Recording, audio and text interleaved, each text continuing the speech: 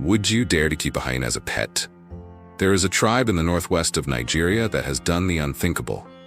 They have domesticated hyenas, one of the most fearsome predators in Africa, and even live with them as pets. It may sound crazy, but it's true. In the harsh mountains of Zamara, where temperatures can soar up to 45 degrees Celsius during the day, fierce sandstorms rage, and dusty roads vanish into the treacherous peaks, there exists a community that has survived for centuries in isolation. This is the Gwankura tribe, also known as the hyena people. Not only have they tamed hyenas, but they also perform with giant snakes and baboons to make a living. What makes them truly mysterious, however, are their ancient rituals, charms, and secret herbs, believed to make them immune to wounds and allow them to control the most dangerous wild animals. Is there some kind of magic behind this ability? Or is it simply a training technique passed down through generations? And how have they managed to survive in one of the harshest environments on Earth? Let's explore the truth about this most peculiar tribe in the world. The story you're about to hear could change the way you view the wild world.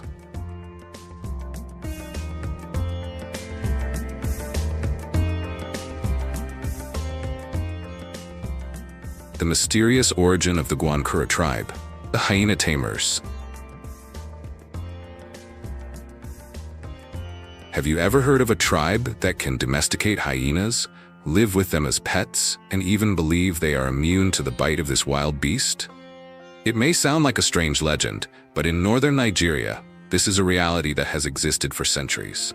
In Kano City, considered the heart of trade and culture in West Africa, there is a mysterious community that few can fully understand. The Gwankura tribe, also known as the hyena people. With a population of over 4 million, Kano is one of the most populous cities in Nigeria. The city is famous for its bustling markets, crowded streets, and the ancient remnants of a once powerful trading empire. But amidst the chaotic sounds of urban life, there's a group of people who always attract the attention of the crowd. Men walking with massive hyenas, accompanied by pythons coiled around their necks, and baboons playfully dancing. They are not ordinary street performers. They are the descendants of a tradition that has lasted for centuries.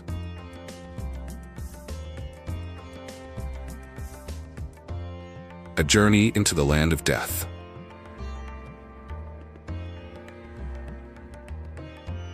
Although originating from Kano, the true homeland of the Gwankura tribe is not this city, but the Zamara Mountains, one of the harshest places on Earth.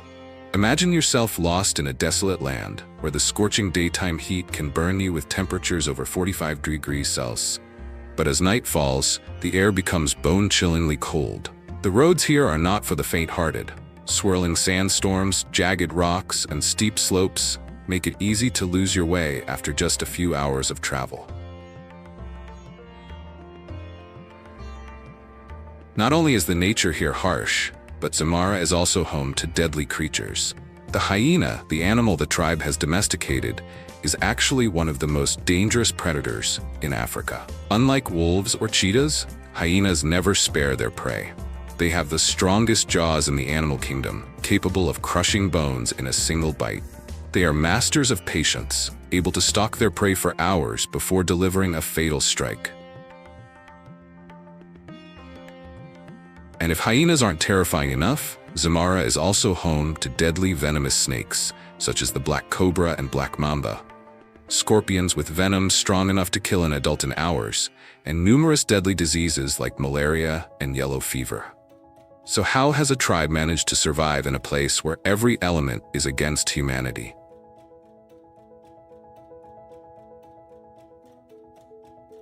Living amidst prejudice and fear.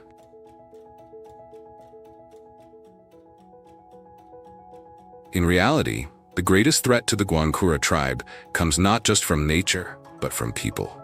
For centuries, they have been shunned and feared by society, often regarded as witches or practitioners of black magic. Legends spread that they can speak with hyenas, use charms to control wild animals, and are immune to venom. Some believe they use black magic to travel through the dark undetected, or even shapeshift into hyenas at night to hunt. Whether any of this is true or not, The fear of the community has made the Guankura outcasts. They cannot live like other tribes. They cannot settle permanently in a place where they are constantly viewed as a threat. So how have they survived? They have turned the fear of others into a tool for survival.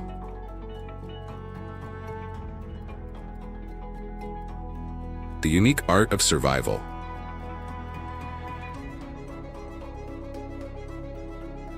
The Guankura people are unlike any other tribe.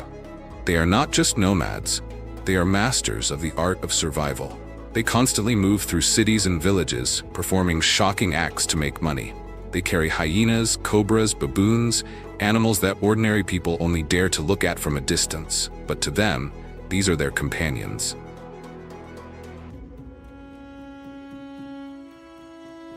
Anyone who sees a man with sharp eyes, one hand tightly holding the leash of a massive hyena, the other hand with a cobra slithering around his neck, will never forget this image.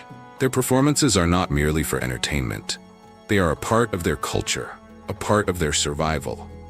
They recount legends, sing ancient songs, and somehow make the entire crowd hold their breath, watching every movement they make. But there is one question that puzzles everyone. How do they control the hyenas? Does magic truly exist? They do not just tame hyenas, the animals with the strongest jaws in Africa, but they also have the ability to make these wild creatures obey commands as if they were enchanted. No one knows exactly how they do it. Some believe they use secret herbs to control the hyenas, while other rumors are even more thrilling, that they can communicate with animals, that their blood is enchanted to prevent them from being bitten, and that they possess ancient rituals that can tame any creature.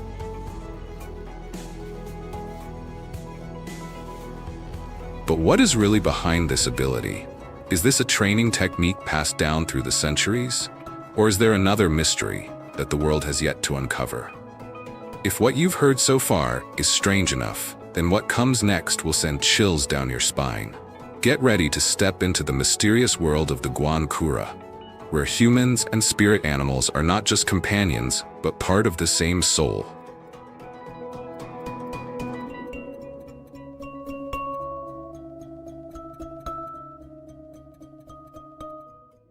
The strange tribe and its connection to the spiritual animal world. Have you ever wondered what would happen if humans could understand the language of wild animals? If there were a tribe that could communicate with the most fearsome creatures in Africa and even control them? For the Guankura tribe, this is not a myth. It's a part of their way of life that has existed for centuries.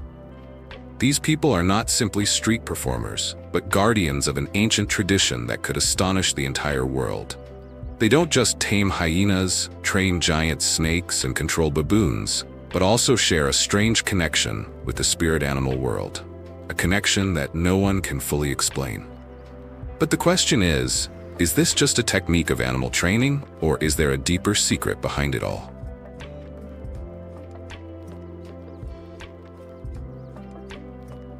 The endless journey of the Guankura tribe.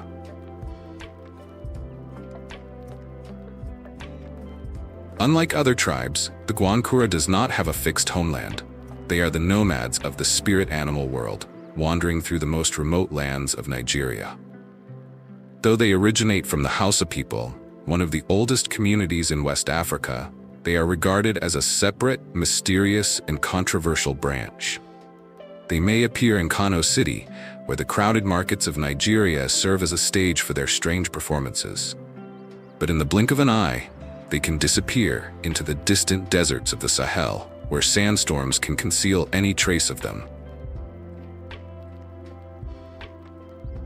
At times, people have seen them lingering around Zamara, a massive 300-meter stone, one of Nigeria's most mysterious natural landmarks. Locals believe that Zamara is not just a rock, it is the dwelling place of ancient spirits, and no one knows why the Guankura frequently visit this place. It is the mystery of their movements that has fueled rumors that they are not just animal tamers, but bearers of magic, capable of controlling the spirits of wild beasts.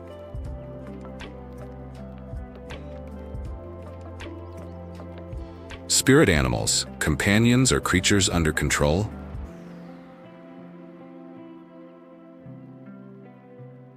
For the Guankura tribe, this is not a myth. It's a part of their way of life that has existed for centuries. But if you look more closely, you'll notice something unusual. The hyenas show no sign of being forced. Their gaze is not one of fear or panic like that of animals tamed through violence. Instead, they seem to follow the Guankura voluntarily, as if there is a special bond between them that goes beyond any command. There is one question that always arises. Is this the result of centuries of training?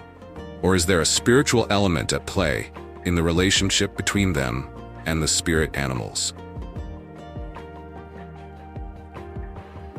For the Guankura, every animal they tame holds deep spiritual meaning. Hyenas are the guardians of the spirit world, the only creatures able to walk between the boundaries of life and death. Snakes embody ancient wisdom and the guidance of ancestors, a symbol of secrets yet to be revealed. Baboons represent cunning and the ability to survive in any circumstance. According to their beliefs, if someone wishes to control a hyena, they must first be accepted by the hyena itself. What does this mean? It means that not everyone can become a member of the Guankura. Taming a spirit animal is not simply a technique, but a test of spirit, strength, and courage. A young man wishing to be considered a true hyena person must prove himself to the very hyena he wishes to tame. If the hyena does not accept him, it means he is not strong enough to become a part of the tribe.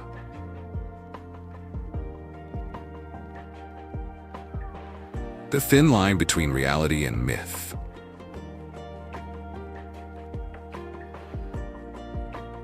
Some researchers believe that the Guankura are simply masters at understanding animal behavior, that they use psychology to control spirit animals rather than charms or magic. But in West Africa, belief in the spirit world is so strong that sometimes reality and myth merge together. There are stories that the hyena people don't just control animals, they also have the ability to shapeshift into hyenas at night. Some witnesses claim to have seen them move with incredible speed, as if they were no longer human. So what is the truth? Is this an ancient tradition built on a deep understanding of animals, or is it a truly mystical ritual?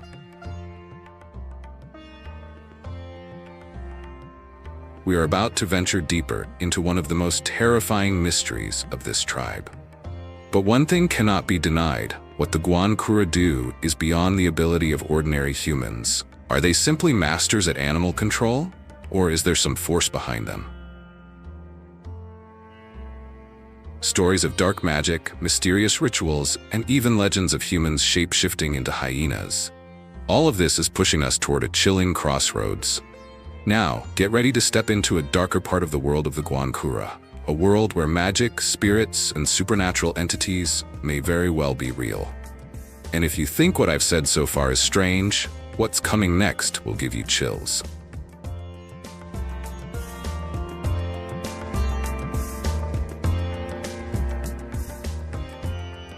The dark arts theory. Do hyena people use magic? The Guankura do not just tame hyenas, they do so without fear. They let these wild beasts lick their bare hands, play with them as if they were just tame dogs.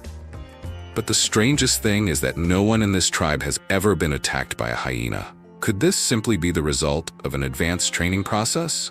Or is there a dark mystery at play in their world? Whispers in the dark speak of rumors that the Guankura do not just control hyenas, but also control forces that humans cannot comprehend.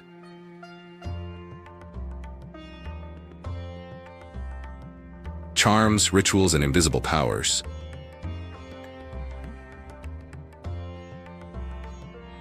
According to local legends, the Guankura never enter a forest or a new town without performing a special ritual. Before beginning their journey, they apply a mysterious ointment to their skin, a mixture of rare herbs, animal bone powder, and oil from a tree that only grows in the deep forest. It is believed that this mixture not only makes them immune to hyena bites, but also renders them invisible to evil spirits. But that's not all. They also carry amulets, pieces of animal skin engraved with strange symbols, wrapped in small pouches worn around their necks. Some believe that these charms can conceal them from predators, making them invisible to enemies. Those who have had the chance to observe their rituals from afar recount that, before each performance, they arrange stones in a circle, muttering incantations in a language no one understands. They spray a mysterious substance on the hyena, and the animal immediately becomes docile, as if hypnotized.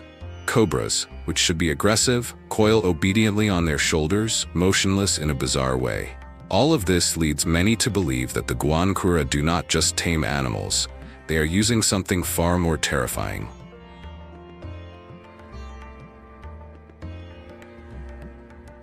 A curse or supernatural power. In Nigeria, some people believe that those who dare to oppose the Guankura will face bad luck.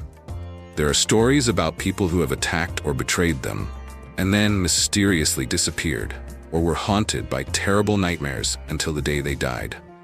One merchant who hired a group of Guankura to perform at his festival, but failed to pay them as promised, suddenly contracted a strange illness. His eyes turned bloodshot, his body shook as if he had malaria, and he mumbled incoherently about the darkness coming. Another story tells of a group of hunters who killed a stray hyena in the Guankura's territory.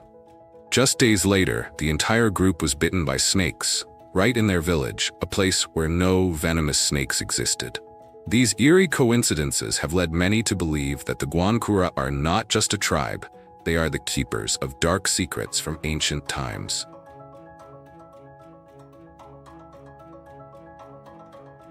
Voodoo and mysterious connection to West African magic. There is another theory about the origins of these magics. Voodoo, the mysterious religion practiced in Benin and Togo, two neighboring countries of Nigeria. Voodoo is not only a belief system, but also a ritualistic framework that connects humans with the spirit world, where curses, charms, and sacrifices can alter a person's fate. Those knowledgeable about voodoo believe that the Guankura have learned how to use ancient magic to control hyenas, turning them from bloodthirsty predators into loyal allies.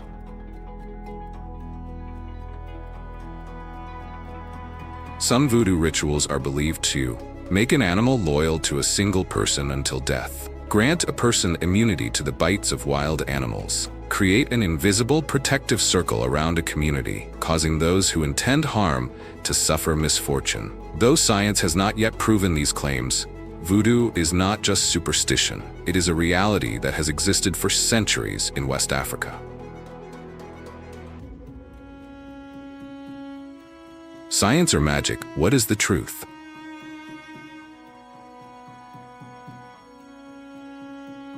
Despite many rumors about the magic of the Guankura, some experts offer a more plausible explanation.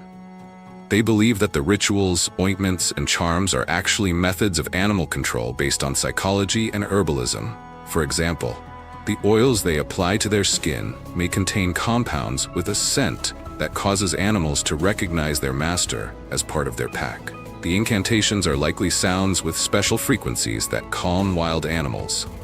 The amulets may simply be a way to create belief in protection, helping them stay mentally strong when facing dangerous beasts. But there is one thing science has yet to explain. Why has no Guankura ever been betrayed by their hyenas? Is this the truth, or just part of a secret that has never been revealed? Whether it's dark magic or merely techniques passed down through generations, one thing is undeniable.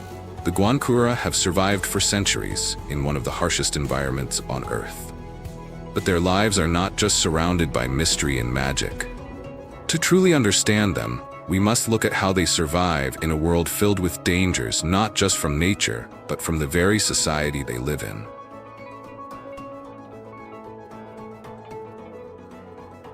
Living with hyenas is hard, but living with humans can sometimes be even more dangerous.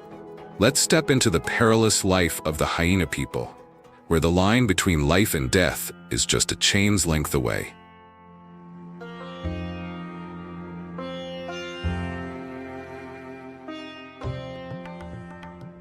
the dangerous life, and the art of survival.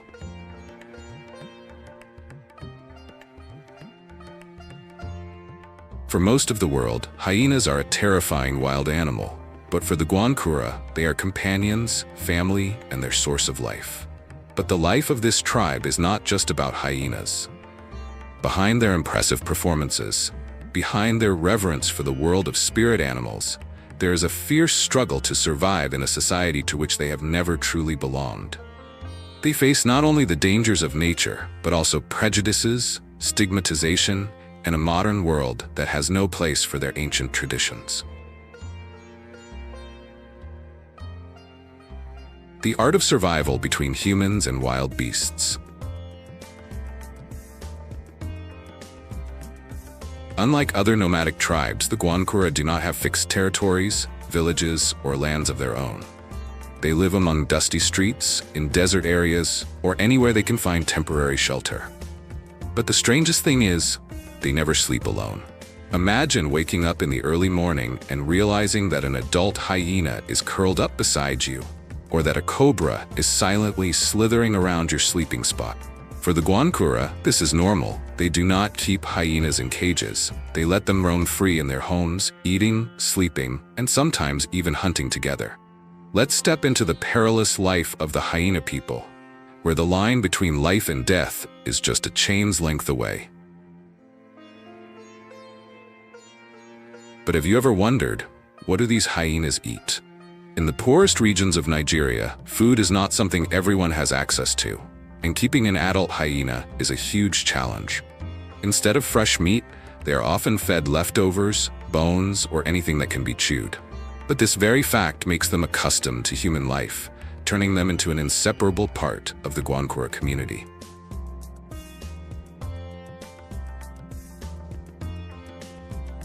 When life is a performance. The Guankura have no land, no fixed jobs, no stable income. For them, the only way to survive is through performances.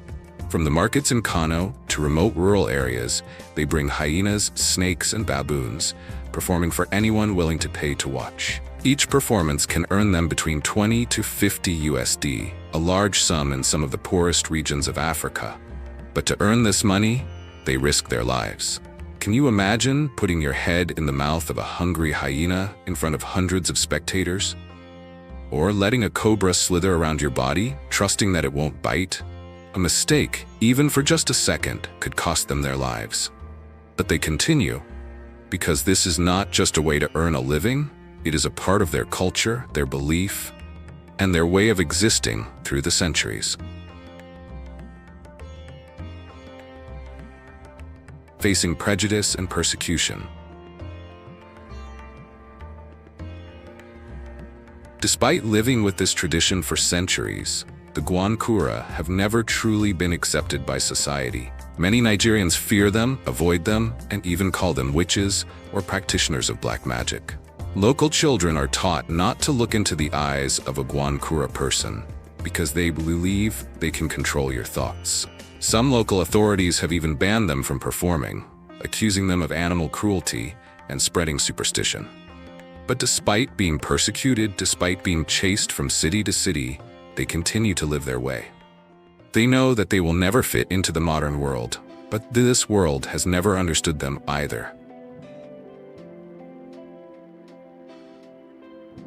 We have seen them tame hyenas, train snakes, and survive in the harshest conditions. But there is one question that only you can answer. Is this a tradition worth preserving? Or is this a way of life that no longer fits the modern world? Do you think what they do is just a part of the art of survival? Or is there really a mystical force behind it all? Leave your thoughts in the comments below, because this story will definitely spark a lot of debates.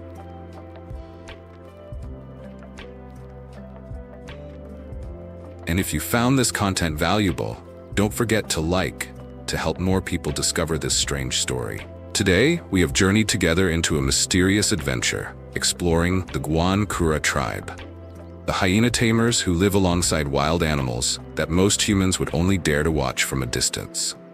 We have learned about their strange origins, how they travel across Nigeria, the rituals and spiritual beliefs they perform to control wild beasts. We have also delved into dark theories, suspicions about voodoo magic, and the mysterious stories surrounding them. But most importantly, we have witnessed a tribe that exists on the line between humans and wild beasts, between tradition and modernity, and continues to struggle to preserve their identity in a world that changes every day. This story remains a mystery with no clear answer, but one thing is certain: the Guankura are unlike any other tribe on this planet. So, what do you think of them? Is this a tradition worth preserving or a dark legend that should be forgotten? Please share your thoughts in the comments below. I'd love to hear your opinion. And if you find this story interesting, don't forget to like to help more people explore the world's strange tales. And of course, hit subscribe so you don't miss any future journeys, because I'll be bringing you unrevealed mysteries, stories that might just change how you see the world. Thank you for watching until the end. See you in the next mysterious adventures. Juve once said, if there's a heaven on earth, it must be Uzbekistan. What made not only him, but also Alexander the Great so enchanted by this land? If you've only heard that this is a poor country, then surely no one has told you about the splendor and luxury here. When you arrive, you'll experience a time-traveling adventure where you can see gold and silver everywhere. And the beautiful women with their charming smiles will captivate you. Moreover, the cost of living here is 70% lower than in the United States and even cheaper than renting in France. All of this will be introduced in today's video. Let's begin our journey to discover Uzbekistan. The name Uzbekistan comes from the Turkish words uz, free, and bek, master, combined with the Persian suffix stan, land, meaning the land of the free. Wow, it's a landlocked country, surrounded by other landlocked countries. Can you believe there are only 2 countries like this in the world? The other one is Liechtenstein in Europe. Amazing.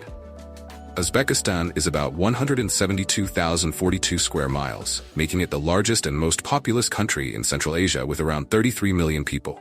However, it's only about 1/22 the size of the United States and has half the population of the United Kingdom. Incredible. Uzbekistan is mostly desert with moderate humidity, featuring long, hot summers and mild winters.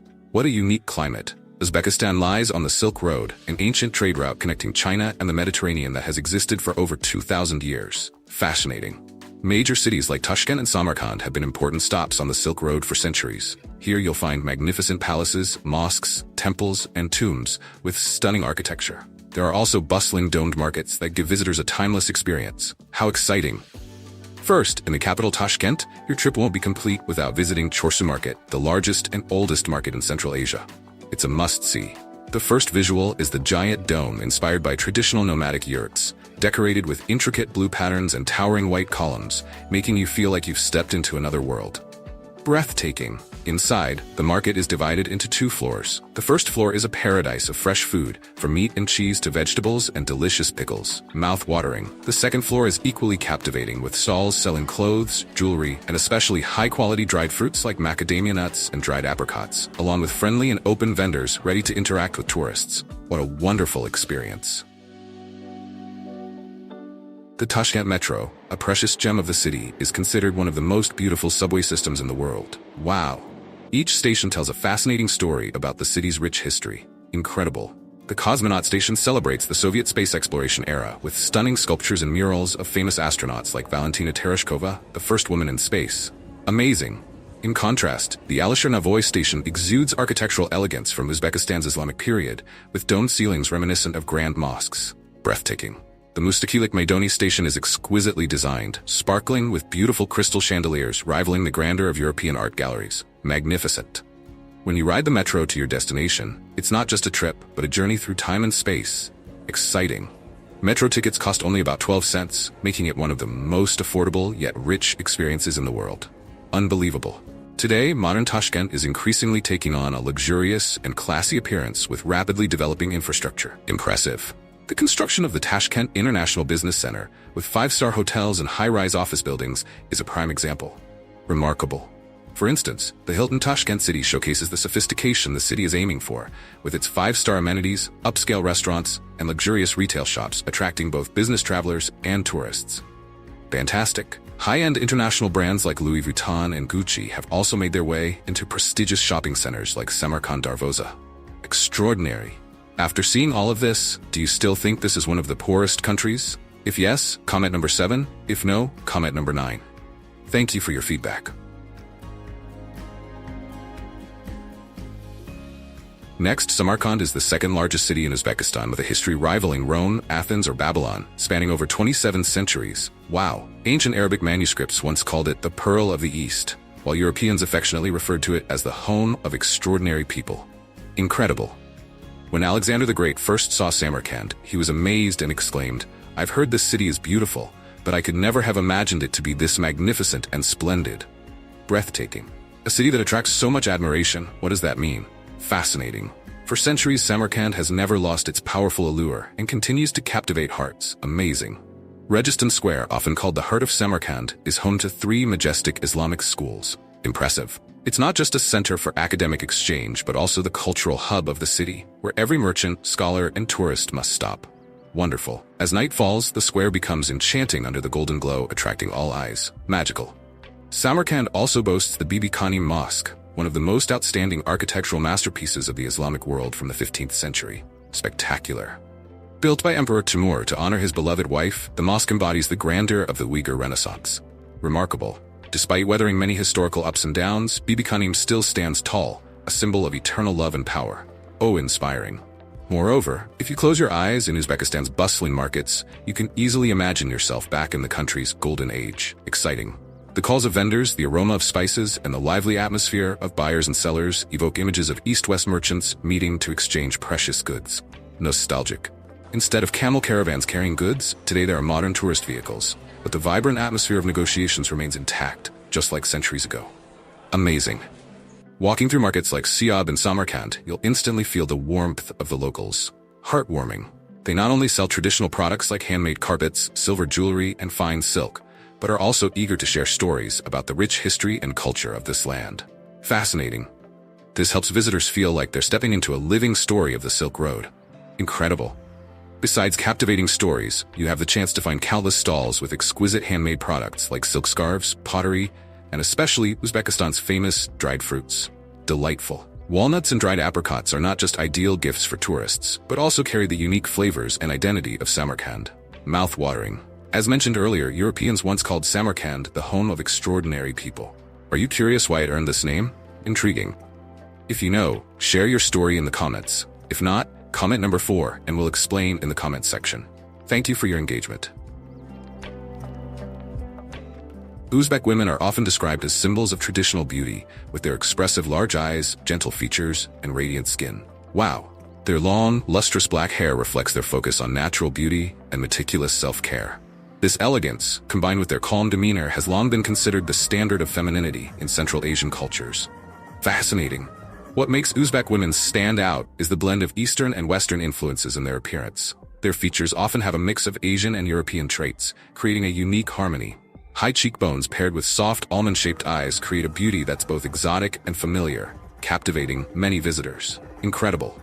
Uzbek women always catch the eye of tourists with their vibrant, traditional clothing.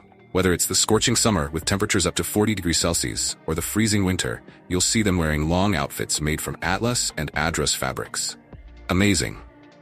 Their attire typically includes long coats, satin skirts, wide-leg pants, and low shoes. Interestingly, the colors of their clothing reflect their age. Young girls often choose bright reds and pinks, while middle-aged women prefer soft blues and grays. White, considered a neutral color, is suitable for all ages. Fascinating. Both men and women wear traditional embroidered hats made from velvet or wool, an essential part of local culture. How charming. Uzbek women are very approachable, but when starting a conversation, you need to be aware of local customs. A handshake is only accepted between 2 men. When greeting an Uzbek woman, you should bow slightly and place your right hand on your chest. Interesting. In the past, Uzbek women had a unique custom of blackening their teeth. Black teeth were once considered a symbol of nobility and wealth, although this practice is no longer common today. However, in some rural areas, visitors can still meet older women with black teeth. How intriguing. Today, many women leave a lasting impression on tourists with their golden-toothed smiles. Gold dental crowns are an ancient custom, symbolizing social status and wealth. Remarkable. Additionally, women here wear a lot of gold jewelry on important occasions like weddings. Statistics show that on these occasions, brides typically wear about 1 to 2 kilograms of gold in the form of necklaces, bracelets, earrings, and rings. Unbelievable. But how can a poor country with a GDP per capita of only $1,296 compared to the United States possess so much gold? Unbelievable. The truth is, the Muruntau gold mine, located about 400 kilometers west of the capital Tashkent, is the second largest gold mine in the world, only behind Nevada in the USA. Amazing. Since its discovery in 1958, the Muruntau mine has produced over 1,600 tons of gold and is predicted to continue operating until 2032. Wow. This helps Uzbekistan maintain its position as one of the top 4 gold-producing countries in the world, with an average production of about 100 tons per year. Impressive. Moreover, Uzbekistan is rich in other resources such as uranium, natural gas, oil, and coal. Incredible. However, Uzbekistan's GDP in 2023 was only about $81.5 billion with a GDP per capita of around $2,552. This creates a notable paradox. How fascinating. A country with abundant resources and a luxurious, lavish lifestyle, yet still considered poor. Is this really true? Mind-boggling. The main reason here is the over-reliance on resource exports, while other sectors face many difficulties in economic development. What a challenge. According to the World Bank, about 30% of Uzbekistan's GDP comes from resource exports. This has hindered the diversified development of industries and services. Oh my. Meanwhile, Saudi Arabia, also rich in oil, has built sustainable policies and doesn't just rely on natural resources. They've invested in developing other sectors, including tourism. Smart move. This difference is a crucial factor helping Saudi Arabia maintain stability and sustainable development compared to Uzbekistan. Interesting contrast. Additionally, the majority of Uzbekistan's population lives in rural areas and focuses on agriculture, which also limits economic development. Quite a dilemma. Lack of investment in infrastructure and inefficient economic management have hampered the country's long-term development. What a shame. This life of both luxury and hardship has made Uzbekistan the richest country in Central Asia, but also one of the poorest. Such a paradox. This is even more evident in the capital Tashkent, where modern skyscrapers rise above residential areas with poor infrastructure. Stark contrast. Although this country boasts luxurious hotels and beautiful historical sites, many people still work in low-income agricultural sectors, where wages are not enough to improve the country's wealth. What a situation. However, there's something intriguing about a country where wealth and poverty are in such sharp contrast, especially in terms of living costs. Fascinating. If you want to know how the cost of living in the most luxurious places in this country is only half compared to the United States, comment number 8. Thank you for your response. Keep watching until the end and we'll reveal this information to you. Stay tuned. The splendor of Uzbekistan truly shines during local festivals and celebrations, where traditions are showcased in every detail. Amazing. Imagine standing in a bustling square where traditional dances in magnificent costumes glide past your eyes, with hands adorned with intricate henna designs. Breathtaking. The lively rhythm of the doira drum fills the air, and as music echoes everywhere, the festival's energy becomes palpable. Wow! The atmosphere is filled with the enticing aroma of fresh spices, Egyptian cumin, coriander, and saffron, blending with the distinctive scent of plov, the national dish slowly cooked in large pots. Mouthwatering. One of the most anticipated festivals is Nowruz, the Persian New Year celebration in Uzbekistan. Exciting! During this time, homes are cleaned and prepared for festive activities. Wonderful. Streets are filled with traditional music, and families gather to enjoy sumalak, a sweet dish made from cooked wheat, symbolizing prosperity for the new year. Delightful. The festival also features horse races and traditional games. Fun. Another unique festival is Sharktar Nalari, or Melodies of the East, held every 2 years at Registan Square in Samarkand. Incredible. This international music festival attracts musicians from all over the world to perform against the backdrop of ancient Islamic schools. Spectacular. As you listen to the beautiful and exotic sounds of Uzbek traditional instruments, like the dutar and tanbur, you'll feel transported back in time to when Samarkand was a cultural crossroads on the Silk Road. Mesmerizing. Don't forget the culinary paradise here. Here are some dishes we'd like to introduce to you. Delicious. The most famous dish is plov, rice mixed with tender lamb, onions, carrots, and rich spices like cumin and coriander. Yummy. Every bite is flavorful, with the natural sweetness of carrots enhancing the taste of slow-cooked lamb. Tasty. Another must-try dish is shashlik, skewered grilled meat, usually served with fresh vegetables and a light vinegar-based sauce. Scrumptious. The aromatic grilled meat is especially delightful when paired with naan, a traditional flatbread baked in clay ovens. Perfect. The crispiness of the bread, combined with the tenderness of the meat, creates a simple yet delightful experience. Heavenly. For those with a sweet tooth, chak chak, a crunchy dessert made from fried dough soaked in honey and sprinkled with nuts, is the perfect way to end a meal. Divine. This sweet, chewy, and fragrant treat is a testament to Uzbek hospitality. Heartwarming. No meal here is complete without green tea, the national drink, consumed throughout the day as a warm welcome. Refreshing. You can imagine yourself sitting in a local Chaikana tea house, surrounded by friendly locals, sipping on warm tea, and feeling completely immersed in the culture. Enchanting. We're truly grateful that you stayed until the end. If today's travel documentary has provided you with valuable information, please like, subscribe to our channel, and share this video with others. Now, we'll reveal to you the cost of living in one of the cheapest yet richest countries in Central Asia. Wow! A one-bedroom apartment in the city center can be rented for about 300 to 400 USDs per month, while if you choose to live outside the center, the rent is only about 200 USDs. Incredible. If you stay in a 5-star hotel, it costs only about 150 USD per night. Luxurious. Utility costs like electricity, water, heating, and garbage collection range from 30 to 50 USD per month, making basic living expenses very reasonable. Amazing. Food, both cooking at home and eating out, is very affordable. Delicious. The cost for fresh items like fruits, vegetables, and meat usually ranges from 150 to 250 US per month for one person. Healthy. Street food like plav or shashlik costs only 1 to 2 USD, while a meal at a budget restaurant is just 2 to 4 USD. Tasty. Even a 3-course meal at an average restaurant only costs about 15 to 20 USD, allowing you to enjoy local cuisine without worrying about prices. Fantastic. Travel costs in Uzbekistan are also very low. Convenient. A subway or bus ride costs only about 10 to 20 cents, and a monthly pass for public transport is only about 10 USD. Economical. Taxis are also cheap, with most trips costing only 1 to 3 USD, helping you move around the city easily without spending much. Efficient. Even entertainment activities like watching movies, often considered expensive in many countries, are quite reasonable with ticket prices from just 3 to 5 USD. Fun. Medical and fitness services are also very affordable. Healthy. A gym membership can cost about 2 to 50 USD per month, and a private doctor's visit fee is about 10 to 30 USD. Accessible. Daily expenses like mobile phone plans, personal hygiene items, and household goods are also quite cheap, making the total monthly living cost only about 500 to 800 USD for a simple lifestyle, and up to 1,000 USD or more for those who want to live more comfortably or in high-end urban areas. Budget-friendly. With these costs, total expenses in Uzbekistan are only about 30% of the cost of living in the United States. Unbelievable. What do you think about the cost of living here? If you think this is a modern country with low living costs, comment number 1. If you think the cost is still a bit high, comment number 0.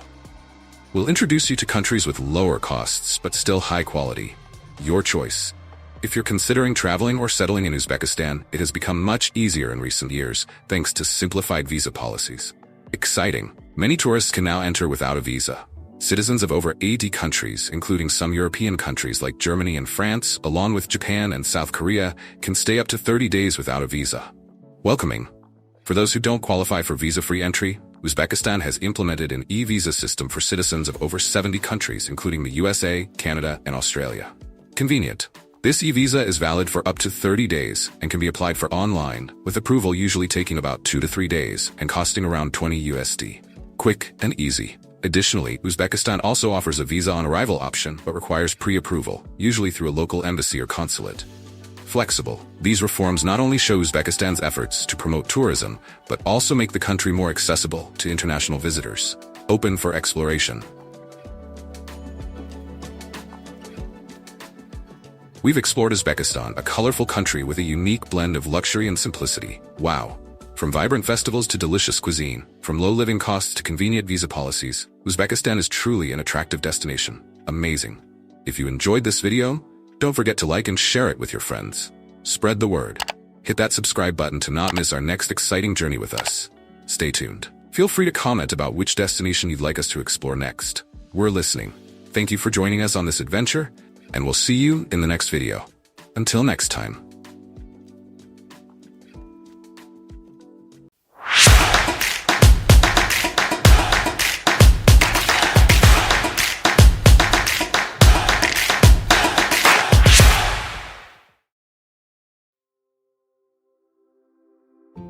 If you've ever imagined a place where darkness never truly falls, where people can choose to turn away from bright lights and fast living, where women shut down dating apps out of fear they might accidentally match with their own cousins, then Iceland is your answer. A nation smaller than King County in Seattle, yet somehow capable of rewriting the world's definition of how humans live with one another, with nature, and with themselves.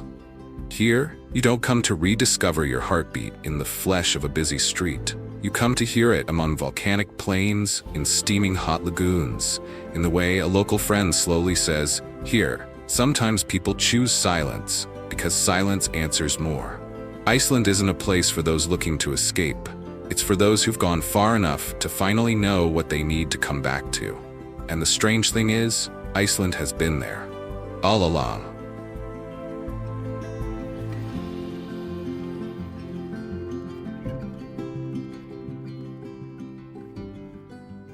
One, the inverted cold. When daylight ceases to exist. I used to think winter was merely a test of endurance. But in Iceland, it's a question posed to the soul. From late November to early February, the sun almost disappears completely from the horizon. The cold doesn't come in with piercing winds or heavy snow. It seeps into every breath, every pause between the soft yellow glows spilling from wooden houses. In towns like Esafjörður or Seyðisfjörður, people don't rush to escape the darkness. They light candles, make hot cocoa, and tell stories of ancestors who once hunted whales with bare hands. Daytime no longer exists in the way we used to know it. For weeks, there are only a few hours of faint light stretching across frozen lakes. But instead of fear, the Icelandic people live with it. Children still play outside, adults still walk in the snow, and the strangest thing, no one complains. A woman named Elizabeth told me, when you live in the dark long enough, you learn to create your own light. It might be a song, a hug, or simply sitting next to each other in silence. I've never seen a place where darkness became such an integral part of the community, as if everyone carried within them a spark, enough to warm an entire winter. And when summer arrives, Iceland gives back all the light it had tucked away. But not all at once. First come the white nights, where the sun doesn't set, where you can sit in the meadows at 2 a.m. and still see every drop of dew on the grass. It was there that I understood. Light and darkness aren't opposites. They're simply two parts of a deeper rhythm of life.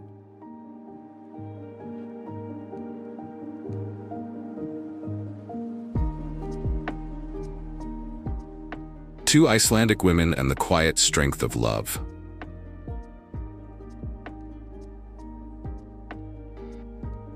There's something you quickly realize if you stay long enough in Iceland. Women here don't need anyone to liberate them. They stepped beyond expectations long ago, quietly, without slogans or noise, simply by living true to themselves. In Reykjavik, I once met a girl named Katrin at a small cafe nestled by the sea. She laughed as she told me about the most popular app here. Not Tinder, but one that lets you check whether your date might be a close relative. With just over 400,000 people in the whole country, it's not uncommon. We may not be as romantic as the French, she said, but at least we're honest. Icelandic women may have the icy beauty of glaciers, but their eyes are as warm as hot springs. They don't wait for love to feel whole. They climb mountains alone, fix houses alone, and become mothers alone if they must. And the remarkable part is, they aren't bitter about it. They choose what fits them, not what makes others feel comfortable. A recent survey showed Iceland ranks first in the world for gender equality. But if you ask them about it, most just shrug. Of course, that's obvious. Love in Iceland isn't about finding someone to fill a void. It's about finding someone who can walk with you through long winters and endless white nights. In silence, in respect, and in freedom. I left that cafe near midnight. The wind still howled through the wooden rooftops. But in Katrin's eyes, I saw something stronger than any northern gust. A quiet belief in the right to live life on your own terms.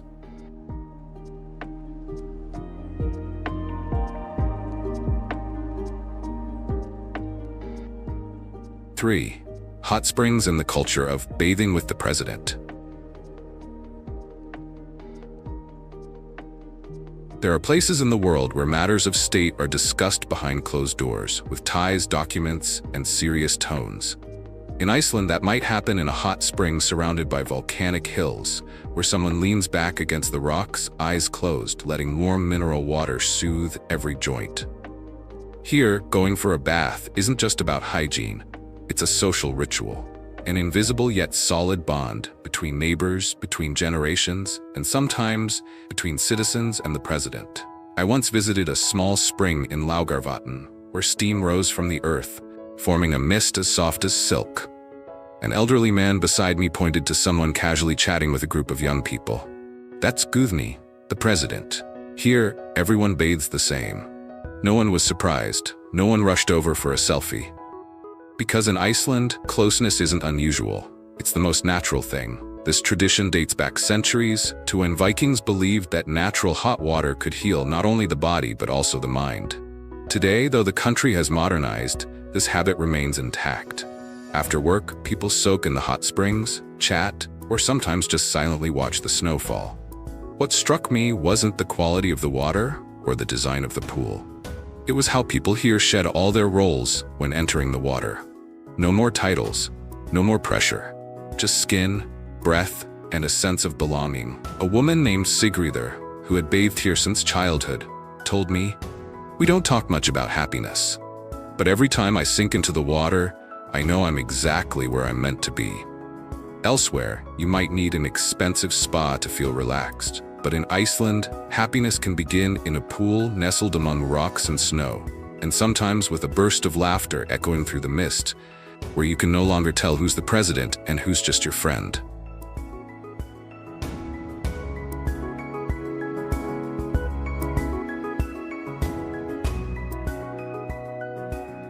Four, lonely wooden cabins and the philosophy of slowing down to live.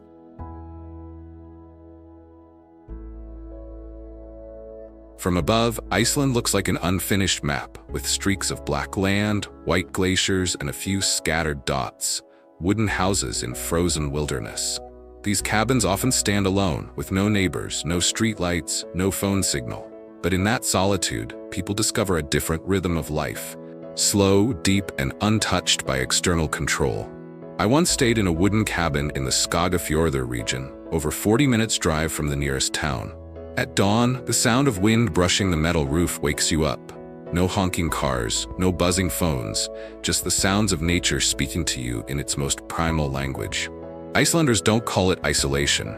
They call it að vera með sjálfum sér, which means to be with oneself. And that isn't frightening, it's necessary. A man named Jón, who lives alone in a cabin by Lake Mývatn, said, "We don't race against time. We choose time to live with." He spends his mornings gathering moss and reading, his afternoons fixing the roof, and his evenings listening to the radio or writing a few lines in his journal. This lifestyle isn't for everyone, he said, but everyone should try it once. Instead of living fast to gain more, Icelanders live slowly to feel more. They believe simplicity isn't lack, it's a form of freedom. Freedom from expectations, freedom from pressure, freedom from the noise we've grown so used to that we don't even realize we're drowning in it.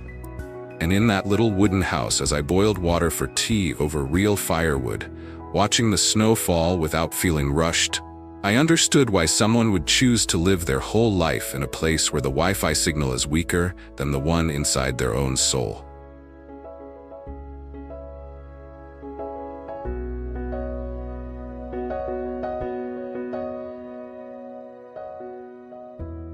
Five, the Viking gene bank and whispers from the past.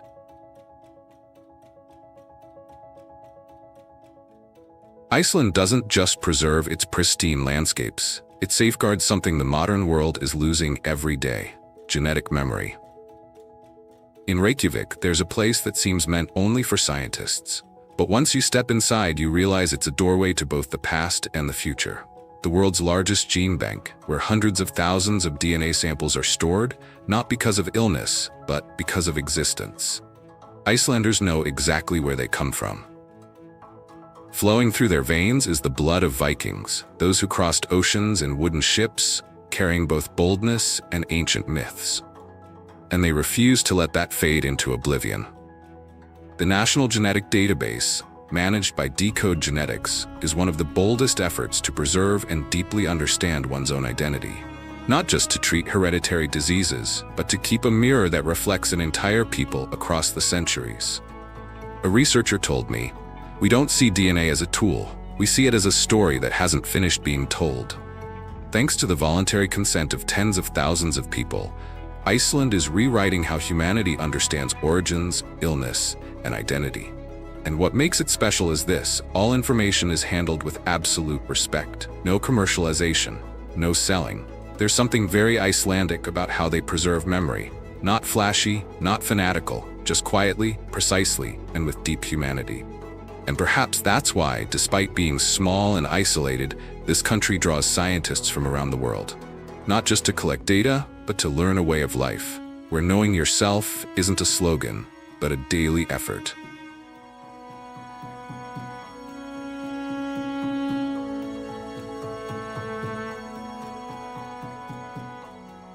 Six Viking festivals and living history in the wild.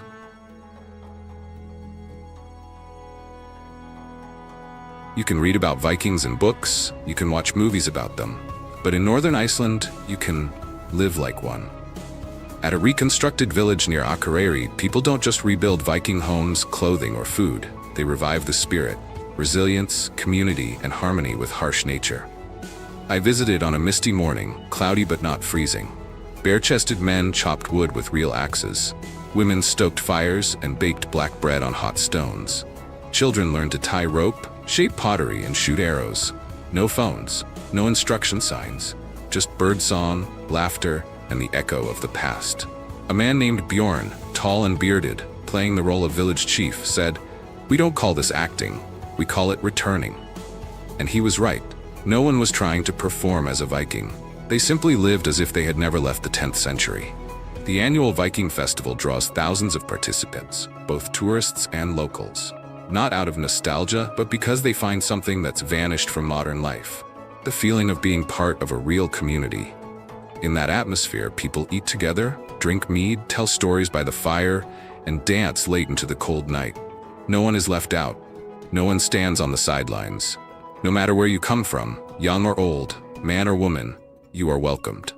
I once thought role-playing was just a game, but here I saw it as a kind of healing.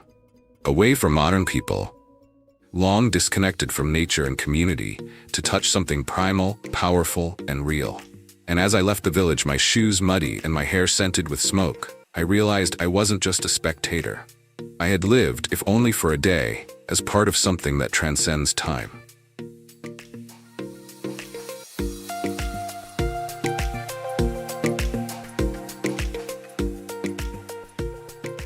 Seven, natural wonders and the journey back to the primal world.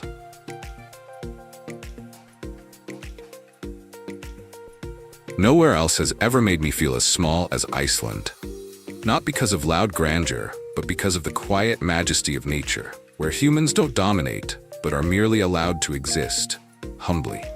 You could start at the Blue Lagoon, the famous turquoise pool nestled in a field of dark gray lava. Its waters are warm year-round, as if the earth itself were cradling the weary. Steam rises in a soft haze, blurring the line between reality and dreams. But if you go deeper inland, past rugged roads and slow-drifting glaciers, you'll reach Vatnajökull, the largest glacier in Europe. There, time feels frozen with the 1,000-year-old ice. The only sounds are the wind scraping across the white expanse and your own breath. I remember standing still for minutes beside a deep blue crevice, not to take a photo, not to think, just to feel. To feel the presence of something beyond words. Landmannalaugar, with its rainbow-colored mountains and natural hot springs, is where you can hike for hours through surreal landscapes, as if you've stepped onto another planet. No billboards, no power lines, just rock, moss, and a sky so vast it overwhelms you. An Icelandic friend once told me, "We don't hike to see nature, we hike to remember who we are." Nature in Iceland doesn't flatter, it doesn't woo with poetry. But if you're patient enough, respectful enough, it will show you something precious, that you don't need anything more to feel truly alive.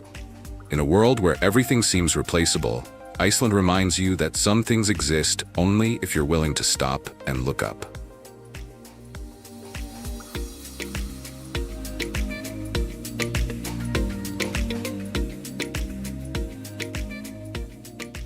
8. The Icelanders and the Invisible World, where belief lives with stone and moss.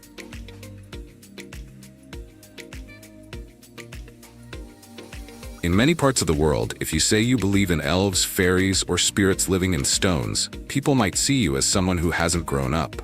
But in Iceland, they'll nod in quiet understanding. Not because everyone believes, but because here, belief matters less than your willingness to respect silence. Icelanders call them Huldufolk, the hidden people. No one knows exactly what they look like or where they live. But when building roads, workers will halt if a boulder is believed to be their dwelling. Some projects have even been relocated for a single rock with a soul. I once heard a story from a woman named Laufey, who lives in a small southern village. Her family never places heavy objects on the patch of land behind their garden, where her aunt believed was the old pathway. No one forces her to believe, but she never goes against it. Because here, belief doesn't need proof. It only needs to be listened to. There's something deeply human in the way Iceland preserves the invisible world, not through rituals, but through natural respect. No one worships deities to ask for favors. They simply live in a way that avoids harming what they don't fully understand. When you walk across fields of vibrant moss, where each stone is wrapped in time, you might feel a presence. Not clear, not frightening, just there. A local writer once said, "In Iceland, the boundary between fact and legend isn't found in events, but in how you listen to the story." And sometimes I think, maybe those beings don't exist the way we imagine. But the very act of believing in something beyond our sight helps Icelanders live lighter, slower, and with more reverence for every step they take on the earth.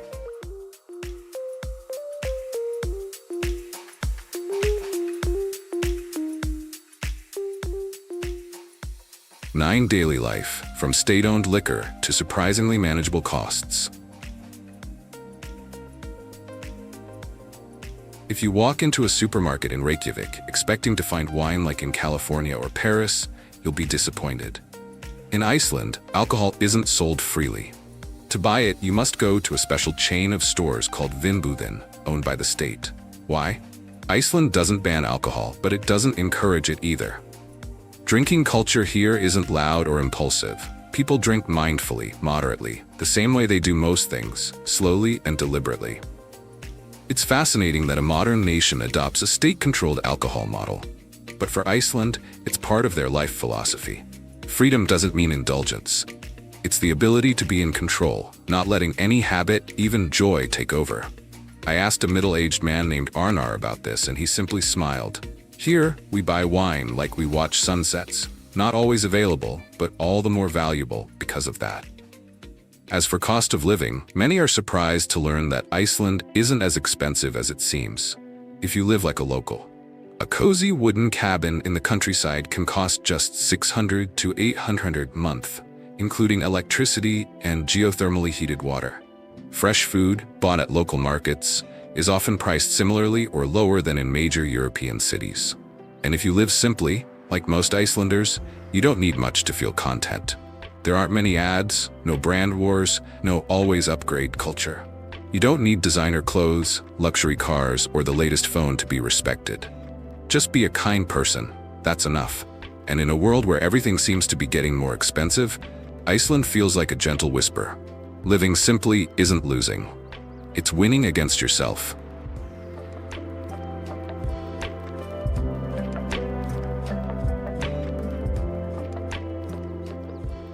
10. Icelandic cuisine, where yogurt tells stories and fresh fish carries deep-sea memories.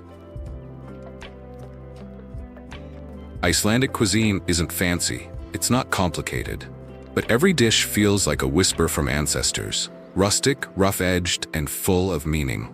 The first thing you should try isn't fermented shark, despite its infamous smell, but skyr, a thick, smooth yogurt that's as gentle as a northern morning. Icelanders eat skyr from childhood to old age, often with wild blueberries or just plain. Its soft tang and clean taste mirror the way people here approach life. Not overwhelming, but deeply genuine. I remember one morning when a woman named Hrefna offered me skyr with honey her husband had harvested from their backyard bees. She said, "Every spoonful of skyr is a memory of my childhood." my mother, and long winters by the stove. Next to yogurt is lamb soup, a dish as warm as an embrace from the land. Made with turnips, carrots, onions, and lamb bones, simmered for hours. This soup doesn't just fill the belly, it soothes the heart. And of course, fish, the soul of Iceland. Cod, salmon, halibut, all so fresh they seem to have just emerged from the ocean that morning. Icelanders don't marinate heavily. They let the salt of the sea, the chill of the North Atlantic, and the natural sweetness of the meat speak for themselves. Some dishes may challenge your taste. Fermented shark, sheep heart, even roasted fish heads. But if you understand the context, that Vikings survived brutal winters with whatever they had, you'll see these aren't just foods, they're proof of endurance. Icelandic cuisine doesn't dazzle with extravagance. It invites you to sit down, eat slowly, and listen to the story of a people who lived on milk, meat, cold winds, and the belief that simplicity can also be complete. There's one thing that's hard to describe in numbers or photos: the feeling after you leave Iceland. A feeling like brushing away a thick layer of dust from your mind, as if you traveled far, only to come closer to yourself.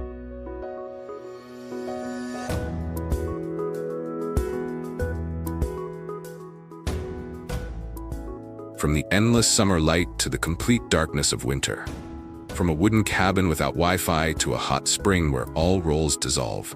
From humble skier to fairy tales that live inside stones.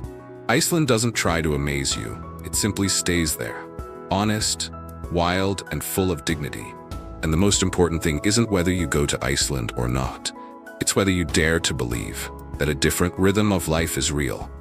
That there exists a place where people don't need to outdo each other, only to be with one another. A place where silence isn't frightening, but a gift we must relearn. If you've ever asked yourself, could I live differently? Iceland doesn't give you the answer. It gives you a mirror, and in it, you'll see yourself clearer than ever before. You've watched this far, now leave a comment. If you could choose just one life to try for a year, surrounded by cold nature but warmed by human connection, like in Iceland, who would you be? 1. The woman living alone in a wooden cabin. 2. The elder bathing with the president every afternoon. 3. The storyteller by the fire at a Viking festival. 4. The traveler walking across the glacier without taking a single photo. Type 1, 2, 3, or 4. I'll read every comment. Who knows, maybe you will inspire someone who's quietly searching for a new path. And if this video touched something in you, share it with a friend. Someone tired of city life, someone unsure of how to keep going, or simply someone who needs a place to breathe again. Homeless crisis alarm in America's big cities. The situation is worse than you think. The United States is widely known as a global superpower, famous for its economic and political dominance, as well as being a hub of innovation and business. However, beneath this progressive surface, the nation is grappling with serious social issues. Among these, the problem of homelessness is one of the most urgent. This issue is particularly evident in many large cities like New York, where over 880,000 people are homeless, a stark contrast to America's image as the land of opportunity and prosperity. Even in Las Vegas, many homeless people live in underground tunnels, facing drug addiction, searching for food in garbage bins, and confronting daily horrors just to survive. It's shocking. Let's explore the 15 American cities with the highest homelessness rates and the causes behind this crisis. Are you ready for some eye-opening facts? Number 15, New York City, New York. New York City, often called the Big Apple, is not only the largest city in the USA, but also has the highest number of homeless people in the country, with over 80,000 individuals. Wow! Known as the land of opportunity, this city is now overshadowed by an ever-growing homelessness crisis. It's shocking. The root cause? The expensive housing market in America, combined with rising interest rates, pushing the number of people who can't afford homes to record levels. Unbelievable. For years, New York has been a destination for immigrants hoping for a better life, especially from countries like Colombia, Chad, Peru, Venezuela, and Madagascar. However, many arrive with dreams of finding a home, only to face a harsh reality. How heartbreaking. Although the city is legally obligated to provide shelter to anyone who asks, nearly 100,000 new immigrants in the past year have overwhelmed the already crowded shelter system. Can you imagine? Efforts to address the issue, like setting up tents and repurposing hotels and office buildings, have not been enough to meet the demand. It's a critical situation. Outside reception centers like the Roosevelt Hotel, migrants are forced to sleep on the streets while waiting for temporary housing. What a distressing sight. The city's temporary housing system is showing clear signs of overload, and the increasing number of homeless people, along with cuts in federal and state support, has created a severe humanitarian crisis in one of the world's most famous cities. It's time for action. Number 14, Los Angeles, California. Life in Los Angeles has become more dangerous than ever with the worsening homelessness crisis. Shocking. The city now has about 71,320 homeless people, ranking second nationwide in the number of people without homes. Unbelievable.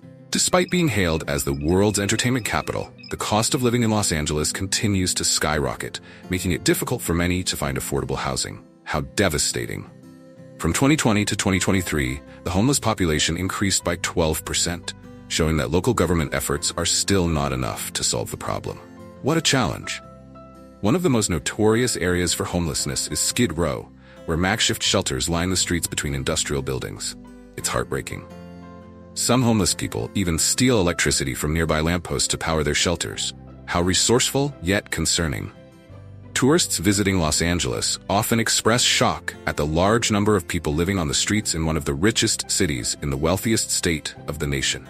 What a stark contrast. Number 13, Seattle, Washington. Seattle, home to Microsoft, is experiencing rapid economic growth but faces a severe homelessness crisis. Wow. Despite being a tech boom city, Seattle still has a large number of people living on the streets. Unbelievable. A striking example is the story of Kara Bernstein, who found shelter in an area called the Jungle, a makeshift camp under the freeway known for its harsh conditions and widespread fear. How shocking. Despite the dangers, Kara feels safer living there after years of wandering. Can you imagine?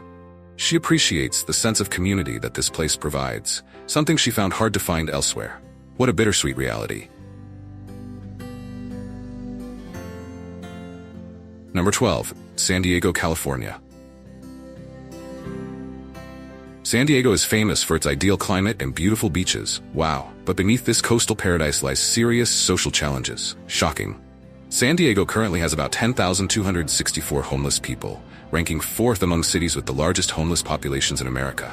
Unbelievable. The city attracts many tourists and retirees, but this also causes the cost of living to skyrocket, pushing many longtime residents into poverty. How devastating. Tracy Bennett, a 54-year-old homeless woman, has had to repeatedly relocate her tent and personal belongings due to the city's frequent cleanups of roadside campsites.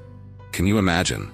Although Tracy found temporary shelter near the famous gas lamp area, government notices have forced her to constantly move for the past 7 years. What a struggle. Tracy believes these forced cleanups don't address the root causes of the homelessness crisis. We're not bad people, we're just in a tough situation. How heartbreaking. Her words reflect the frustration of many in similar circumstances. It's time for change.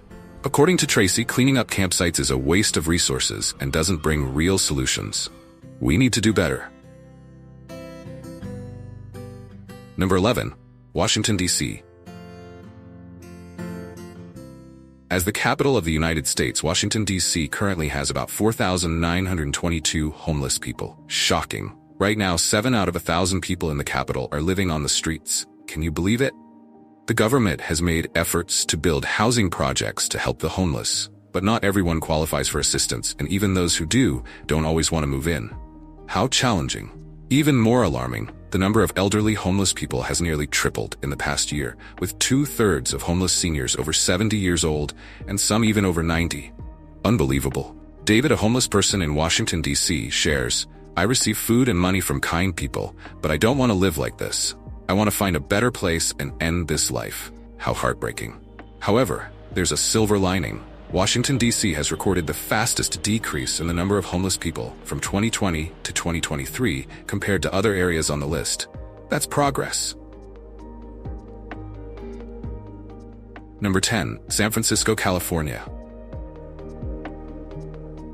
San Francisco, an iconic city, is home to about 7,082 homeless people, making it one of the cities with the highest homelessness rates in America. Shocking.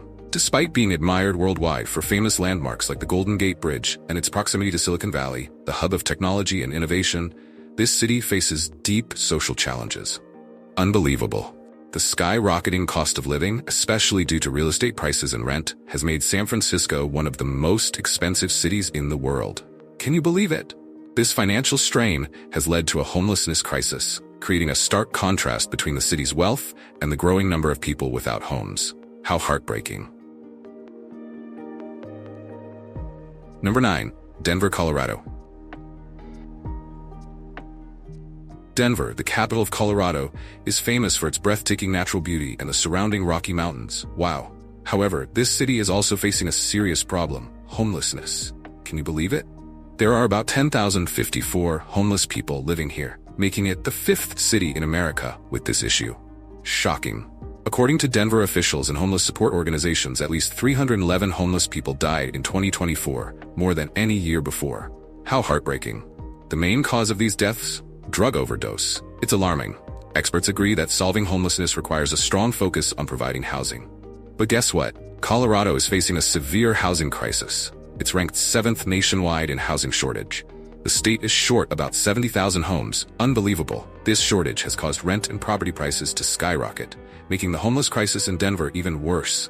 What a challenging situation. Number 8. Las Vegas, Nevada.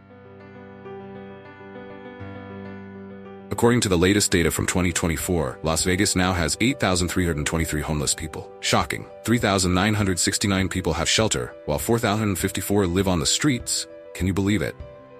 A survey revealed that job loss and eviction are the top causes of homelessness in this city. How devastating. Beneath the bustling streets and skyscrapers of Las Vegas, a network of storm drain tunnels stretching hundreds of kilometers has become a temporary shelter for over 1,000 homeless people. Unbelievable.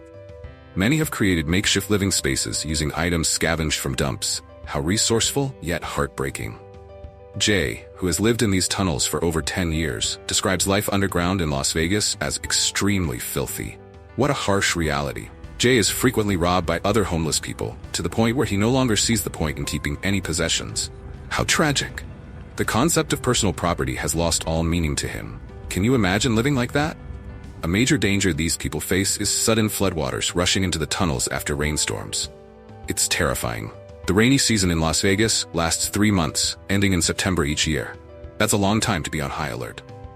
These tunnels are designed for rapid water drainage, reducing street flooding. But this means floodwaters can rush through the tunnels incredibly fast, often without warning. How frightening. Usually, the people living here can't hear the approaching water in time to gather their belongings. What a constant state of anxiety they must live in. Number 7. Oakland, California. Next, let's move to Oakland, California, a city located right on the east side of San Francisco Bay. Wow, Oakland is famous for its rich cultural diversity and vibrant creativity, and it's also one of the busiest ports in the world. Incredible. However, Oakland's charm as a bustling urban center hides serious social issues, with homelessness being one of the most urgent challenges. How shocking. Currently, about 9,759 people are living without stable housing, making Oakland the 7th city in the USA with the highest number of homeless people. Unbelievable. Skyrocketing housing prices have pushed many residents beyond their financial limits, creating a stark contrast between wealthy neighborhoods like Piedmont, with its luxurious mansions, and areas like East Oakland, where makeshift tents line the sidewalks. What a heartbreaking reality. A local real estate manager notes that seeing RVs parked around apartment buildings often shocks potential renters, making it harder to find tenants. Can you imagine the challenges? Number 6. Chicago, Illinois. Currently, about 6,139 residents in Chicago experienced homelessness in 2023. This number has barely changed since 2007. Shocking. Many images shared by American media and airport passengers show homeless people lying or sitting amidst garbage at Chicago Airport. How heartbreaking. Some passengers expressed surprise at seeing so many homeless people at the airport. Can you imagine? Behind each homeless person in Chicago is a unique story. Unbelievable. A homeless man staying at Gate 2 of O'Hare Airport shared that he needs surgery after being diagnosed with a lung disease. What a struggle. Difficulties continue to pile up as he can't afford the surgery costs and has now developed pneumonia. How devastating. Surprisingly, Chicago hasn't even used up all available funds to address homelessness, with $44 million from the Federal Pandemic Relief Fund for the homeless and $200 million from the city budget allocated for relief efforts. Unbelievable. Number 5. San Jose, California. San Jose is a striking example of deep divide in a city where successful developers and struggling residents live side by side. Wow. As the heart of Silicon Valley and home to tech giants like Apple, Google, and Facebook, San Jose currently has about 9,093 homeless people. Can you believe it? Ironically, in a city with the highest density of billionaires in the world, homelessness is on the rise. How shocking. The cost of living, especially housing prices, has skyrocketed, with the average home price often exceeding $1 million. Unbelievable. This has made San Jose one of the most expensive housing markets in the country.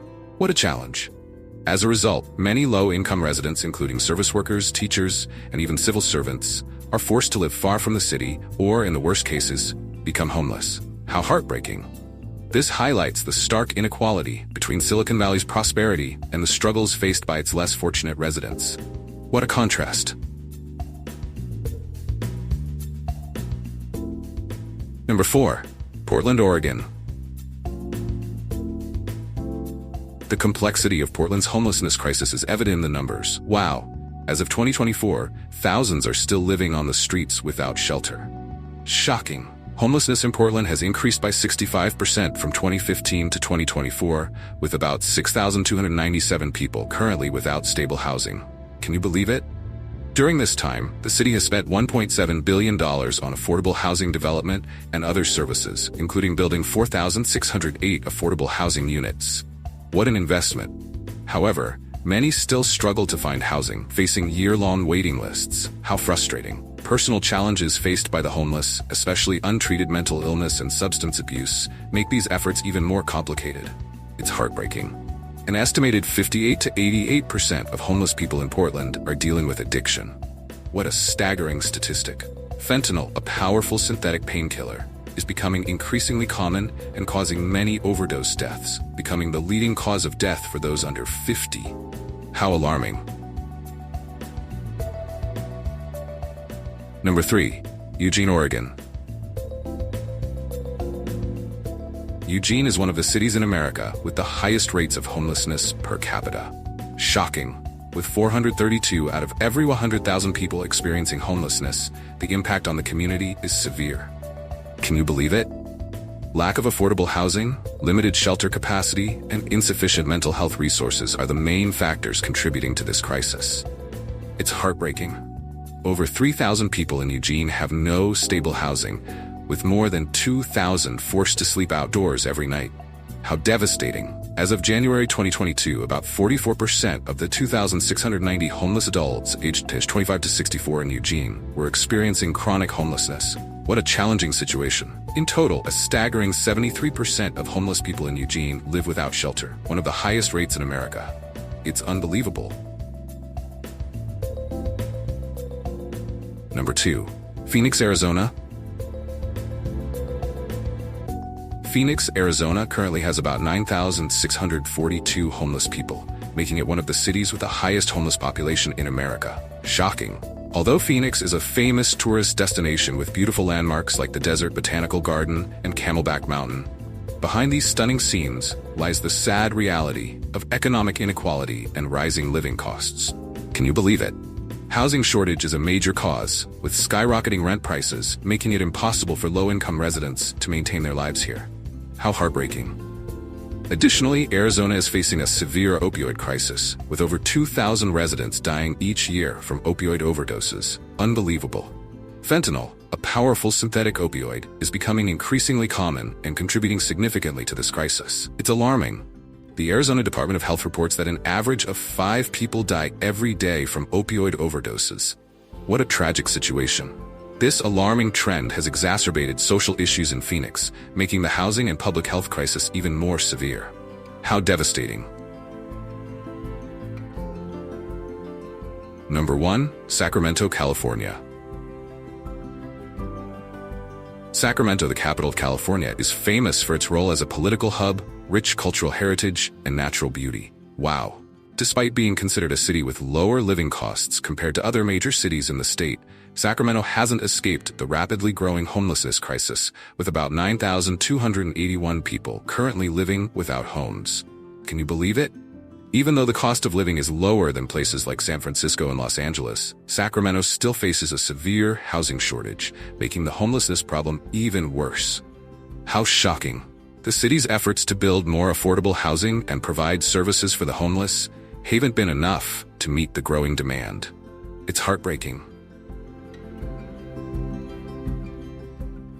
We have explored together the 15 cities in the United States with the highest homelessness rates and the causes behind this situation. Wow, what are your thoughts on the cities we've shared? Have you visited any of these cities before? We'd love to hear your experiences. Share them with us. Thank you for watching our video. Don't forget to smash that like button, share with your friends, and subscribe to our channel for more exciting content. Amazing. We can't wait to see you in our next video. Stay awesome.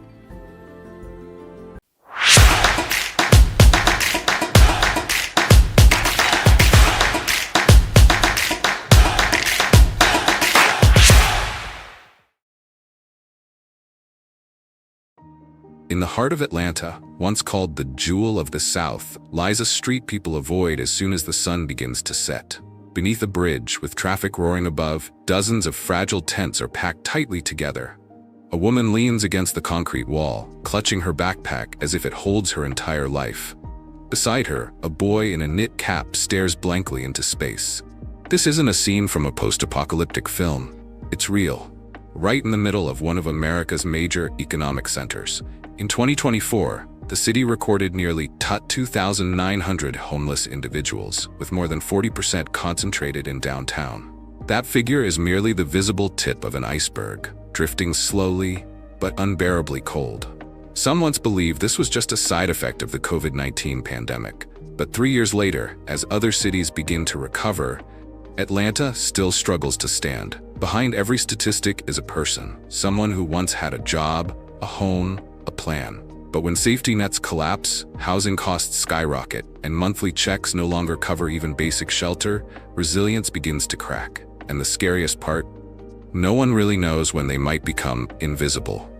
What drove a once promising city to the edge? The answer begins with a global event, one thought to be behind us, yet its aftershocks still ripple today.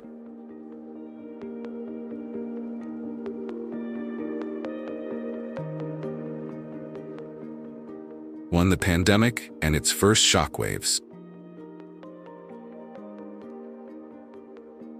When the COVID-19 pandemic swept through Atlanta in early 2020, the first thing to disappear wasn't housing, it was the sense of safety. Thousands lost their jobs, family-run stores shut down for good.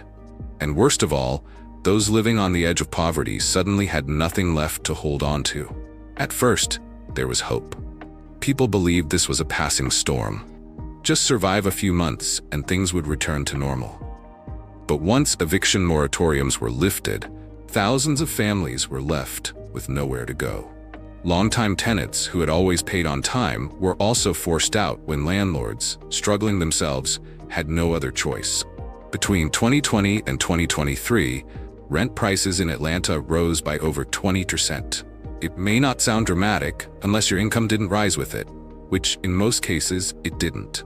Unemployment benefits arrived too late. Help centers shut down from understaffing. And those who were once neighbors and coworkers now slept in their cars or huddled at bus stops to escape the night wind. A single mother who used to work as a waitress said, "I worked 10 hours a day, but after the pandemic, I couldn't even make $700 a month." Meanwhile, my old apartment's rent went up to nearly $1,000. Not everyone hit rock bottom, but many slid further and further, not because of personal failure, but because the system collapsed around them. And by the time they realized they'd fallen through the cracks, no one was left to catch them. But this was just the first wave. What came next would shake the very foundation of the city.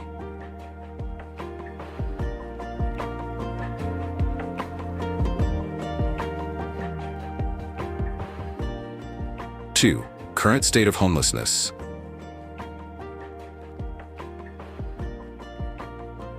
By day, Atlanta's main streets are bright, busy, and full of life. But when night falls, another version of the city begins to emerge. Near 5 Points, more than a dozen tents line a stretch of sidewalk. An elderly man stirs noodles over a small burner, while nearby a couple huddles together under a stained blanket, using their shoes as pillows. No one shouts, no one begs. They're just there, part of a new normal the city quietly looks away from. According to 2024's official count, Atlanta has 2,867 homeless individuals. But the real number may be much higher if one includes the uncounted, those sleeping in cars, abandoned buildings, or couch surfing with friends. More striking still, 40% of all homeless cases are concentrated in the downtown area, once the heart of progress, of opportunity, of belief in the American dream. That dream now lies layered on cold concrete. Churches and charities try to compile support lists, but even they are running on empty. Most shelters only operate seasonally, while the number of people needing a bed each night continues to rise steadily. Amid bright billboards for luxury housing developments, stand the unseen, people who no longer get mentioned. And in that silence, a chilling truth becomes clear. Atlanta doesn't lack housing. It lacks space for those who can't afford to buy. But if we stop at numbers, we'll miss the deeper story. Because among those thousands of faces are lives that a wealthy society prefers not to hear.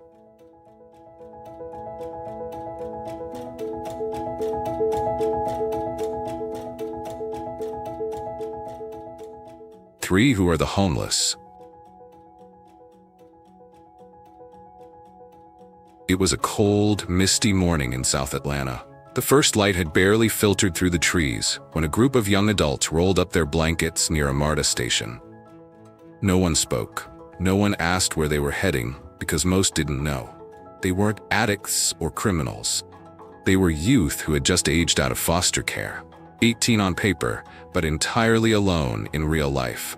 Across the park, an elderly woman sat quietly in line at a food distribution center. Her face once belonged to a nurse, someone who had cared for others. Now, she waited for a bowl of warm porridge among strangers. Her fixed income? Less than $900 a month, 80% of it gone to rent. Atlanta is now facing a multi-generational wave of homelessness. Seniors who can no longer afford to live and youth who have nowhere to begin. In between are immigrant workers, single mothers, veterans, all forming a silent, parallel world under awnings tourists never notice. And then there's the truth that's hard to admit. Over 86% of the homeless population here is Black. Not because of weakness, but because of history, systems, and injustices stretching across generations. Walk along roadside encampments and you'll get polite nods, quiet greetings, but behind the eyes the question repeats itself. Does anyone actually see me? These faces aren't fading. On the contrary, they are the clearest signal that something inside this city is quietly falling apart.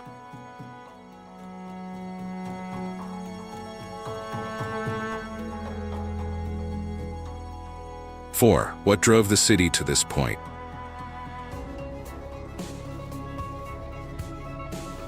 Just a few train stops from the lively Ponce City Market lies an aging apartment block, hidden between gleaming new condos. Inside, small units with peeling walls and creaking doors once sheltered dozens of working families. But now, many sit empty. Because the new rent is higher than what 2 full-time incomes can cover. Atlanta doesn't lack homes. It lacks places where ordinary people can live. Over the past decade, housing prices in the city have nearly doubled, while wages for laborers barely moved. Apartments once under $800 now go for no less than $1,400. And as the cost of living climbs, those once getting by begin to fall. One illness, one job loss, one medical bill, and the entire household spirals downward. In downtown, luxury towers stand empty. Yet across the street, people line up for a warm meal. It's not that there isn't enough housing. It's that housing is no longer made for people who work with their hands. But the crisis isn't just about homes. It's about the severe lack of mental health support and addiction services. Many homeless individuals don't need money. They need medication, counseling, someone willing to listen. A caseworker once said, "We don't lack kindness, but kindness can't replace a broken system." Those who believed the safety net would always catch them. now fall through holes that no one bothered to patch, and at the bottom, the pavement waits, cold, silent, unforgiving. Maybe they didn't choose the streets. Maybe the city just stopped choosing them. Everyone in this story once believed that if they worked hard enough, life wouldn't leave them behind. But what happens when effort is no longer enough? If you've ever felt lost in a city changing too fast, share your thoughts below. What do you think pushes people into homelessness the most? Comment 1 for rising housing costs, 2 for a failing safety net, or 3 if it's being invisible in society.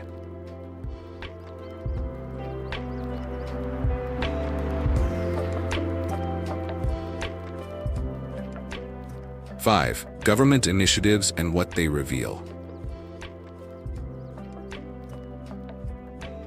Not far from Atlanta's City Hall, a new banner was raised. Lift 2.0, Rise with the City. A program meant to rebuild the future, at least on paper. 10. The goal, 20,000 affordable housing units by 2030. It sounds promising, but on the ground things aren't as clean as the numbers suggest. On the city's west side, where old factories once stood, a few new buildings are rising, but progress is slow. Material costs are up, permits are tangled. And once completed, some of these units are revalued, no longer truly affordable. A longtime resident whispered, "They call it affordable housing, but to us, it still feels luxury priced." Still, the city is trying. Lift 2.0 isn't just about housing. It includes counseling centers, job support, and health services. Yet between vision and reality lies a gap not easily bridged. Some new policies offer tax breaks to landlords who support low-income tenants, or relocation aid for those in homeless camps. But even local advocacy groups admit the good being done isn't fast enough and not deep enough. Atlanta is racing against time, but the people who need help can't afford to wait 5 more years. Amid press conferences and planning diagrams, one question lingers. If everything's being built, why are people still sleeping on the streets?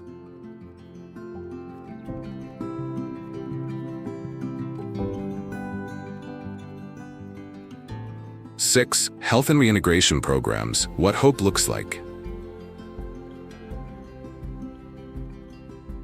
Along Pryor Street, not far from City Hall, stands a modest 3-story beige building. Most people pass it without notice. No big signs, no loud announcements, but something hundreds cling to each day. A chance to start again. This is the Gateway Center, Atlanta's integrated health and reintegration hub for the homeless. Here, someone just off the streets can get a medical checkup, mental health counseling, addiction support, and most importantly, real help finding employment.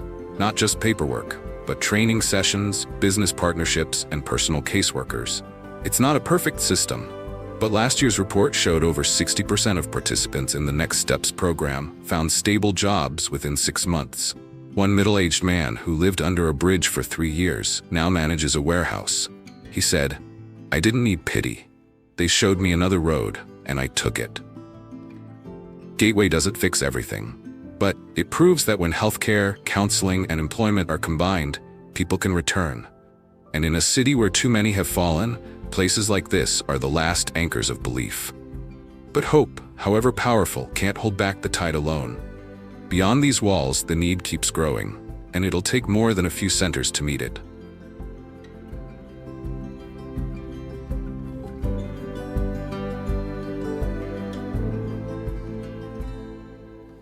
Seven, community coordination and the limits of goodwill. On a quiet street near Old Fourth Ward, there's a coffee shop with an unusual model. Every cup is a promise. Profits fund free meals for the homeless, and most of the staff were once homeless themselves. It's not just City Hall anymore. Increasingly, businesses, nonprofits, and faith communities are working together with the city to create a faster, more responsive support network. From sharing real-time data to late-night outreach, from volunteers delivering medication to mobile phone charging stations. Every small link helps keep vulnerable people from falling too far behind. But the problem isn't kindness. The problem is timing. The system moves at the speed of bureaucracy. Life on the streets moves at the speed of hunger and cold. A frontline worker put it bluntly, "We have plans, but hunger doesn't follow procedures. The city is working on a shared data platform, connecting hospitals, shelters, police, and social services. A beautiful concept, but in reality, delays, funding gaps, and red tape mean help arrives slower than homelessness spreads. And in Atlanta, sometimes just 10 days without rent is enough to send a family over the edge. Many are trying to help, but in a system still learning how to bend, kindness often arrives too late.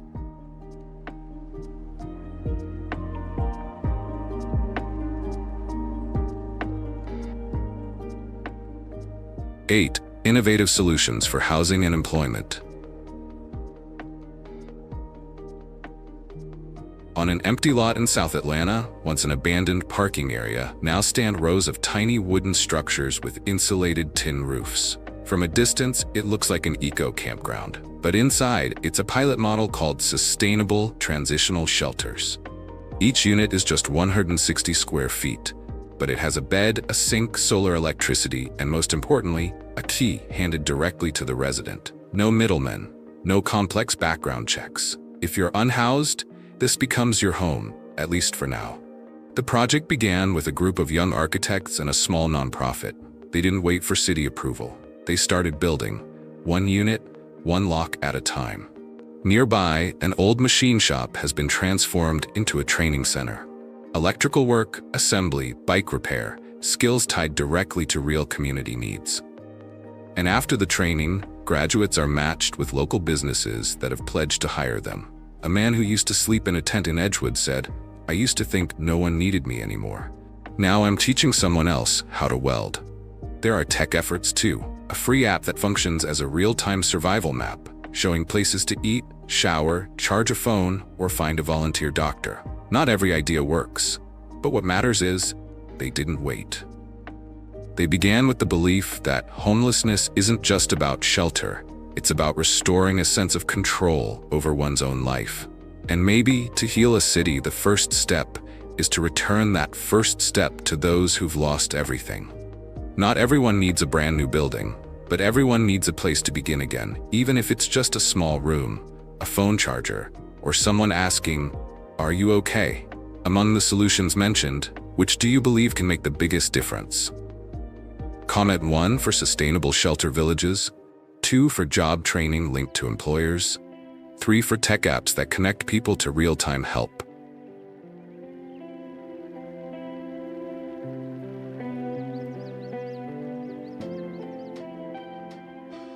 Nine, a long-term vision for Atlanta.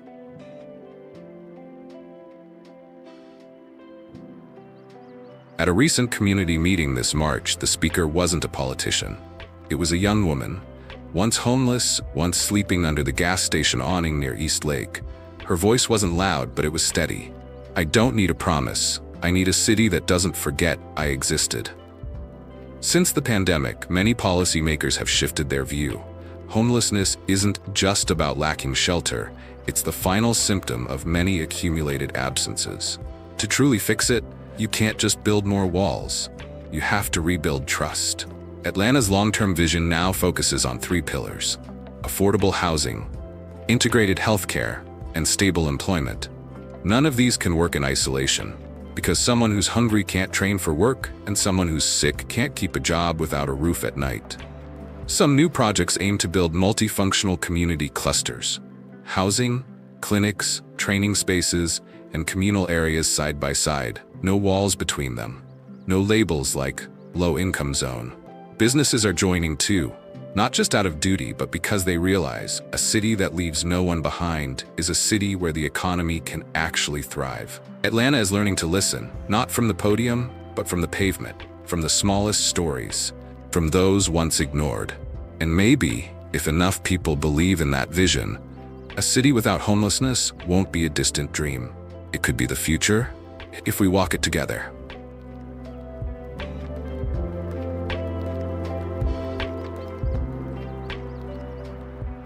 From a distance, Atlanta still glows, a city of lights dancing on glass towers. But step closer into the alleys, beneath the overpasses, into eyes long ignored, and another Atlanta quietly reveals itself.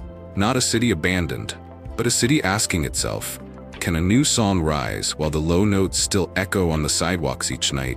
Walking through this story, each viewer may carry away something different. Some feel sadness, some anger, others helplessness.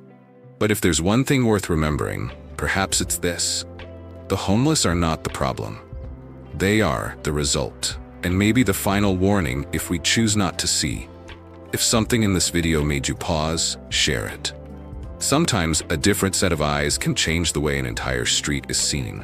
And if you've witnessed something similar where you live, leave a comment.